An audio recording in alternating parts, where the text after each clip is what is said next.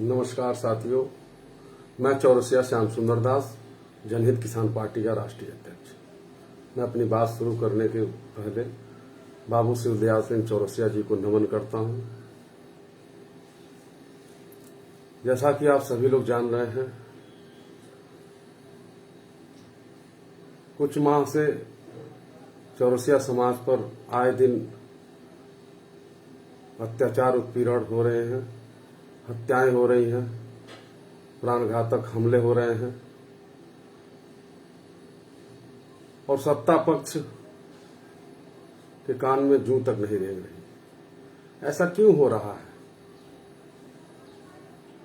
ऐसा इसलिए हो रहा है कि चौरसिया समाज कई टुकड़ों में बटा हुआ है। हर जिले में फलाने महासभा, ढिमाके महासभा। अरे भाई, आप लोग पढ़े लिखे होशियार हैं। आप समाजवादी पार्टी को देखिए, यादव महासभा नहीं चलती। आप बसपा को देखिए, कोई चमार महासभा नहीं चलती है, दलित महासभा नहीं चलती है। राजनीतिक भागीदारी के लिए उन लोग का संगठन चलता है। आप कुर्मी सहितवार भाइयों को देखिए, उनकी भी कोई महासभा नहीं चलती है, राजनीतिक दल चलता है। तो बिना राजनीतिक दल के समाज को राजनीतिक भागीदारी कैसे मिलेगी? सब लोग अपनी अपनी दुकान चला रहे हैं, अलग अलग महासभा बना रखे हैं, खंड खंड में बटे हुए हैं। तो इसका फायदा विरोधी उठाएगा ही, हमला करेगा ही। आप जब आगे निकलेंगे तो आपको आगे निकलने नहीं देगा, आपकी टांग खींचेगा। आप टांग खींचने पर भी नहीं रोकेंगे तो आपकी हत्या कर देगा। जो घटनाएं घट रही हैं, और सत्ता या विपक्ष क्यों नहीं बोल रहा है? वो इसलिए नहीं बोल रहा है क्योंकि आप टुकड़े में बटे हुए हैं, खंड खंड में बटे हुए हैं। तो जब तक आप लोग खंड खंड में बटे रहेंगे तब तक न्याय नहीं मिलेगा। समाज को एक मंच पर आना होगा। और ये जितनी भी महासभाएं काम कर रही हैं, बहुत अच्छी बात है, लेकिन इन कार्यक्रमों में समाज के दशा और दिशा पर भी चिंतन और मंथन होनी चाहिए। जब समाज के जैसे पंचायती चुनाव आया है, पंचायती चुनाव के पूर्व समाज के जितने भी संगठन हैं, सभी समाज के नेतृत्वकर्ताओं को एक बैठक बुलानी चाहिए कि पंचायती चुनाव आ गया है और इसमें बढ़ चढ़ के हिस्सा लेके एक राजनीतिक भागीदारी प्राप्त करने के लिए हर सीट पर एक स्वजाति लड़के जीत हासिल करे और मान सम्मान समाज में पावे। टुकड़े टुकड़े में बंट करके अलग अलग अपने संगठन बना करके काम करने से कुछ नहीं होगा। 70 वर्ष से ज्यादा हो गया, किसी भी महासभा ने कोई सांसद या विधायक नहीं लड़ा पाए। आखिर इन लोग का मिशन क्या है?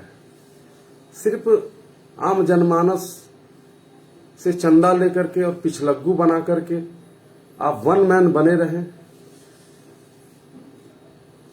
ऐसे कैसे समाज को सम्मान मिलेगा? ऐसे कैसे समाज को न्याय मिलेगा? समाज का कोई भी व्यक्ति आज तक रोड पर क्यों नहीं उतरा? समाज के लिए लाठी खा करके जेल क्यों नहीं गया? समाज के हो रहे उत्पीड़न पर आवाज बुलंद क्यों नहीं किया? घर पर जाके हालचाल लेने से न्याय नहीं मिलता है। रोड पर उतरना पड़ता है, आंदोलन करना पड़ता है। जब तगड़ा आंदोलन होगा तब सरकार जागेगी। अन्य समाज के लोग की हत्याएं हो रही हैं, सरकार 50 लाख रुपए नौकरियां दे रही है। हमारे समाज को न्याय तक नहीं मिल रहा, मुकदमा तक नहीं लिखा जा रहा। आर्थिक सहयोग छोड़ दीजिए, नौकरी छोड़ दीजिए। अभी हमने पिछले साल कुशीनगर में एक जवान शहीद हुए थे, उनकी लड़ाई मैंने लड़ा, लिखा प्रधानमंत्री को, मुख्यमंत्री जी को लिखा। उसके बाद उनको पिछले अप्रैल में उन्होंने नौकरी ज्वाइनिंग की, नौकरी मिला उनको। तो रोड पर उतर करके लड़ने की जरूरत है, जिलाधिकारी की घेराव करने की जरूरत है। अभी जितनी भी घटनाएं हुई हैं,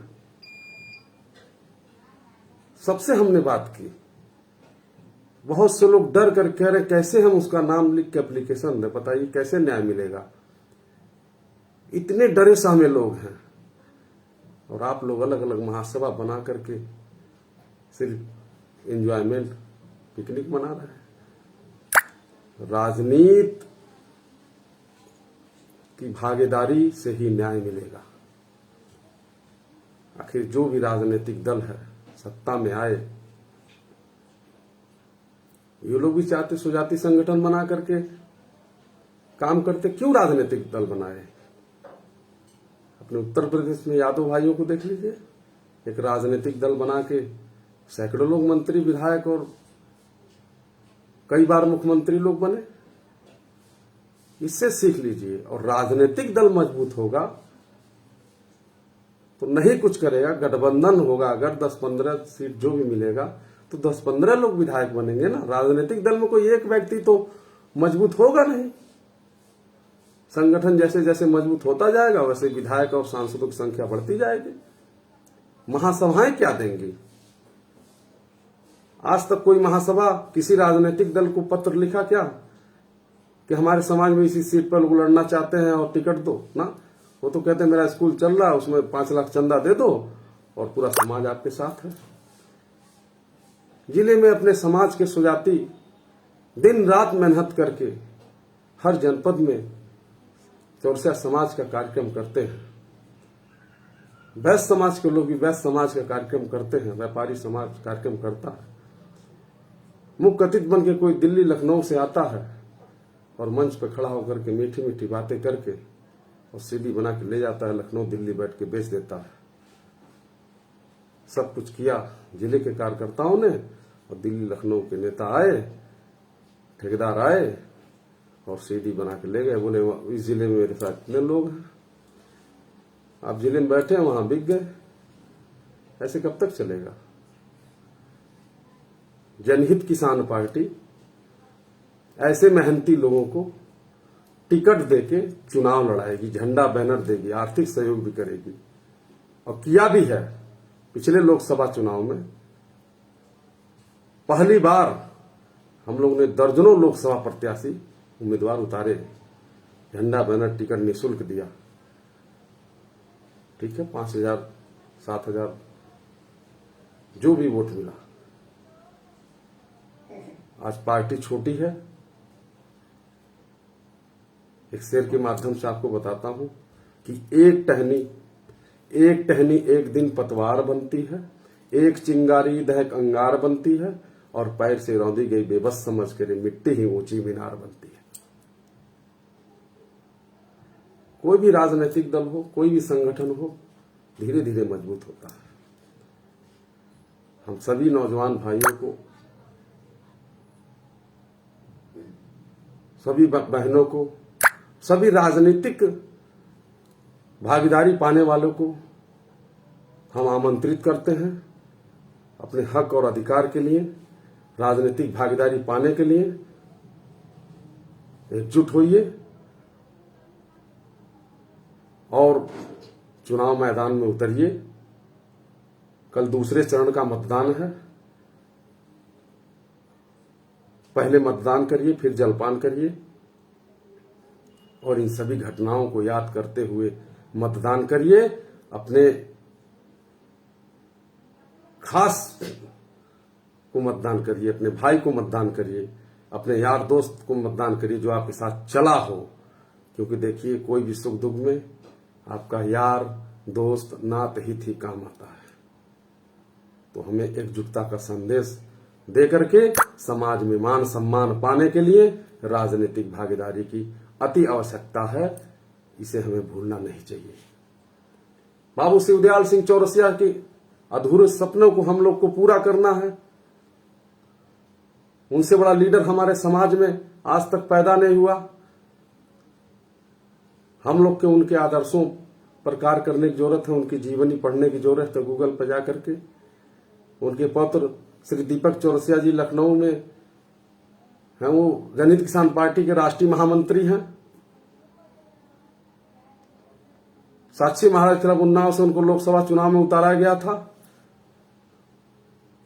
चुनाव लड़े, एक अलग पहचान बनी। बाबू शिवदयाल सिंह चौरसिया जी का नाम फिर जिंदा हुआ। तो हम लोग को सोचने की जरूरत है।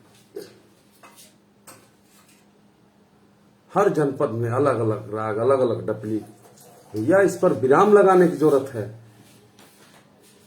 ये नौटंकी कब तक चलेगी? सामाजिक संगठनों में दशा और दिशा पर बात होनी चाहिए। समाज की दशा क्या है, समाज को दिशा क्या देना है, क्योंकि समाज का नेतृत्व करता समाज के लोगों को जो रास्ता दिखाएगा उसी से चलेंगे।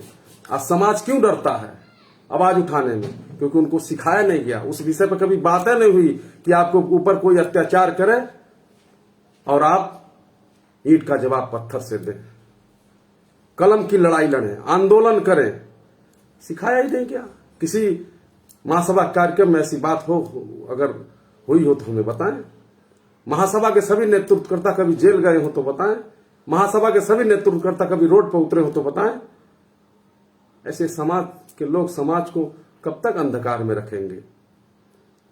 भारत की आजादी से लेकर अब तक पान किसी का दर्जा नहीं हो पाया। जन किसान पार्टी बनने के बाद हर 5 जनवरी को जंतर मंतर पर हम लोग पान को किसी का दर्जा के लिए आंदोलन शुरू किए हैं। लेकिन महासभा के नेतृत्वकर्ता कहते हैं राजनीति रोटी सेक रहे हैं। अरे भैया, अपने समाज के लिए, अपने भाई के लिए अगर लड़ रहे हैं, उसको न्याय दिलाने के लिए लड़ रहे हैं, तो हम कौन सी राजनीतिक रोटी सेक रहे हैं? अभी गोरखपुर में बड़हलगंज में जो घटना हुई, समाजवादी पार्टी के लोग गए। इसके पूर्व बलरामपुर भी गए थे। वहां एक बच्ची का रेप करके जला दिया जाता है। क्या हुआ? आज तक वो मुकदमा दर्ज हुआ रेप का? नहीं हुआ। राजनीतिक रोटी सेकने विरोधी जाएगा। एक भाई अपने भाई की पीड़ा को समझते हुए न्याय दिलाने के लिए जाएगा और किसी स्तर तक गुजरने के लिए जाएगा, जो कि आप लोग देखे होंगे तरिया सुजान की घटना, तरिया सुजान की गैंगरेप की घटना। जब तक मुकदमा दर्ज नहीं हुआ हम लोग पानी में भीग भीग के आंदोलन किए। देखे होंगे आप लोग मिर्जापुर की घटना, राजू चौरसिया पान वाले की हत्या होती है, जब तक मुकदमा दर्ज नहीं हो गया हमने डीएम को खाना खाने नहीं दिया, घेर करके बैठे।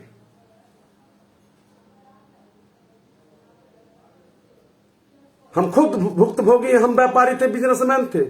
हमारे साथ ऐसे ऐसे उत्पीड़न हुए, समाज का कोई ठेकेदार कहीं दिखाई नहीं पड़ा। दर्जनों मुकदमे लादे गए, कोई दिखाई नहीं पड़ा। बहुत ठोकरें खाने के बाद कोई राजनीतिक दल बनाता है। इतनी पीड़ा है इस मन में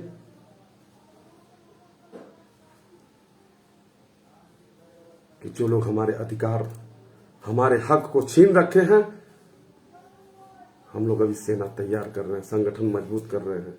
जिस दिन हम लोग का संगठन मजबूत हो जाएगा, उस दिन हम लोग न्याय करेंगे और अपने हक और अधिकार को छीनने के लिए हम लोग किसी स्तर पर गुजर जाएंगे। क्योंकि आज संगठन अभी इतना मजबूत नहीं है, लेकिन संगठन की सब राष्ट्रीय स्तर की टीम तैयार है, प्रदेश स्तर की टीम तैयार है, घोषणा करनी है। मंडल स्तर पर टीम तैयार है, ब्लॉक स्तर पर टीम तैयार है, न्याय पंचायत स्तर पर तैयार है, ग्राम पंचायत स्तर पर तैयार है। अब बैठकें कर करके घोषणा करनी है। उसके बाद विधानसभा वार सम्मेलन होगा और जो भी युवा पिछड़े समाज के साथ साथ दलित समाज को लेते हुए 85% लोग पर जो 15% लोग राज कर रहे हैं, उनको सबक सिखाने के लिए हमें राजनीतिक भागीदारी छीनने की आवश्यकता है और चुनाव मैदान में उतरने की आवश्यकता है। इस चुनावी युद्ध को लड़ने की आवश्यकता है, तब जाकर के हमारे समाज के ऊपर अत्याचार नहीं होगा। आप लोगों ने कभी नहीं पढ़ा होगा कि महाराजगंज में किसी चौरसिया पर उत्पीड़न हुआ। मैं महाराजगंज जनपद का रहने वाला हूं और मेरा संघर्ष यहाँ का शासन प्रशासन जानता है। मुख्यालय पर खड़ा हो जाता हूं, ऑन द स्पॉट काम होता है। महाराजगंज में टीम बन चुकी है, कुशीनगर में भी बन चुकी है, देवरिया में भी, हर जगह टीम बन गई है। लेकिन है क्या कि वहां सिर्फ एक्टिवेट करना, उन लोगों को पद की गरिमा बतानी है। समाज में बहुत पढ़े लिखे लोग हैं अपने, लेकिन पद की गरिमा नहीं जानते हैं। सब लोग एनजीओ बना बना करके राष्ट्रीय अध्यक्ष, प्रदेश अध्यक्ष धकाधक लिख रहे हैं। अरे भैया, आप लोग पढ़े लिखे लोग हैं, एनजीओ बना के सिर्फ अध्यक्ष, महामंत्री, कोषाध्यक्ष लिख सकते हैं। राष्ट्रीय अध्यक्ष, प्रदेश अध्यक्ष, महामंत्री, अजीब कहानी। स्वयंभू सब बन के घूम रहे हैं, ये गलत है। मैंने बार बार कहता हूं कि 30 साल पहले दर्जनों यादव महासभाएं चलती थी, लेकिन समाजवादी पार्टी बनते ही सब लोग समाजवादी में पार्टी में शामिल होकर के सब लोग विधायक, सांसद, मंत्री बने। और आप लोग हर जिले में ये महासभा, वो महासभा, अजीब कहानी है। हम सभी युवाओं को आमंत्रित करते हैं, माताएं बहनों को आमंत्रित करते हैं कि बाबू शिवदयाल सिंह चौरसिया जी के सपनों को साकार करने के लिए हम लोग को एकजुट होकर के जनहित किसान पार्टी को मजबूत करके राजनीतिक भागीदारी लेने की जरूरत है। निःशुल्क हम टिकट देंगे और गठबंधन करके टिकट देंगे, और अधिक से अधिक हम लोग विधायक, सांसद बनाने का काम करेंगे। आगामी विधानसभा चुनाव 2022 में गठबंधन में जो भी सीट 10, 15, 20, 25 सीट मिलती है, उस पर अपने योग्य उम्मीदवार, जो कार्यकर्ता संगठन के लिए दिन रात मेहनत कर रहा है, जिला के कार्यकर्ता जिस नाम को अंतिम रूप, जिस नाम पर मुहर लगाएंगे, वही हमारा उम्मीदवार होगा। बाहर से एक भी उम्मीदवार नहीं होगा, ये मैं पूर्ण विश्वास दिलाता हूं। आप लोग अपने अपने क्षेत्र में अन्य समाज को देखते हुए, खुद आप लोग होशियार हैं, पढ़े लिखे हैं। देखिए, जो ये जनहित किसान पार्टी बनी है, ये 50 साल पूर्व बन जानी चाहिए थी, लेकिन क्यों नहीं बनी? क्योंकि सबको डर था, हम पार्टी बनाएंगे तो हमको सत्ता पक्ष फंसा देगा, हमारा बिजनेस नहीं चलने देगा, हमारा ये नहीं होगा, वो नहीं होगा। ठीक है भाई, त्याग तो करना ही पड़ता है। बिना त्याग और बलिदान के कुछ नहीं होता है। हमारा माननीय मुख्यमंत्री योगी आदित्यनाथ जी के साथ हमने काम किया है, अच्छे संबंध हैं, लेकिन हक और अधिकार के लिए जनहित किसान पार्टी का निर्माण किया। ये नहीं है भैया, हमें अपना एग्जाम देना है तो हम अपना एग्जाम छोड़ के दूसरे के साथ चले जाएंगे ना। हमें अपना एग्जाम देना है, अपना लिखना है। हम जो लिखेंगे वही हमें रिजल्ट मिलेगा।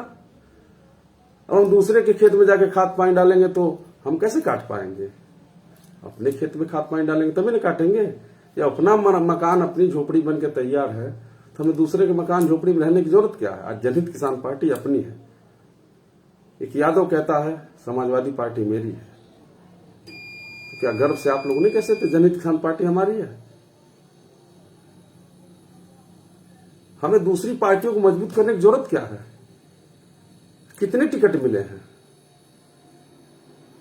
आज अत्याचार, हत्याएं, घटनाएं हो रही हैं, सत्ता पक्ष से लेकर विपक्ष तक रोड पर उतर के हमारे लिए आंदोलन क्यों नहीं किया? सब चिंतनीय विषय है। बलरामपुर की घटना, जाते हैं लोग, ज्ञापन देते हैं, आज तक उस लड़की को न्याय नहीं मिला, और मैं किसी काम में टांग नहीं अड़ाता। और हम जहां उतरते हैं वहां न्याय मिलता, आप लोग देखे होंगे।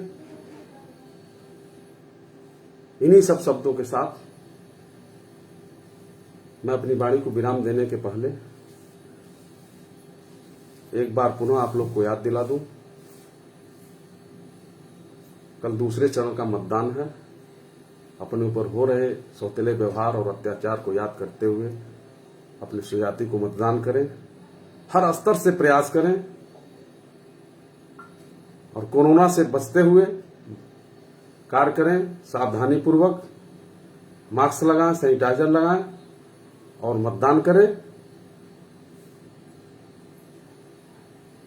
इन्हीं सब शब्दों के साथ मैं अपनी वाणी को विराम देने के पूर्व जो नारा हम लोगों ने नए दिया है, बाबू शिवदयाल सिंह चौरसिया अमर रहे, वो आप लोग लगाइए। बाबू शिवदयाल सिंह चौरसिया अमर रहे, बाबू शिवदयाल सिंह चौरसिया अमर रहे, बाबू शिवदयाल सिंह चौरसिया अमर रहे। पूज्य चौरसी महाराज जी के चरणों में नमन करते हुए मैं आप सभी लोग को बहुत बहुत शुभकामनाएं देता हूं, और सभी अपने योद्धा जो पंचायती चुनाव में लड़ रहे हैं उनको जीत की अग्रिम बधाई देता हूं, बहुत बहुत धन्यवाद देता हूं। और बाबू शिवदयाल सिंह चौरसिया जी को बारंबार वंदन नमन करता हूं। जय हिंद, जय भारत।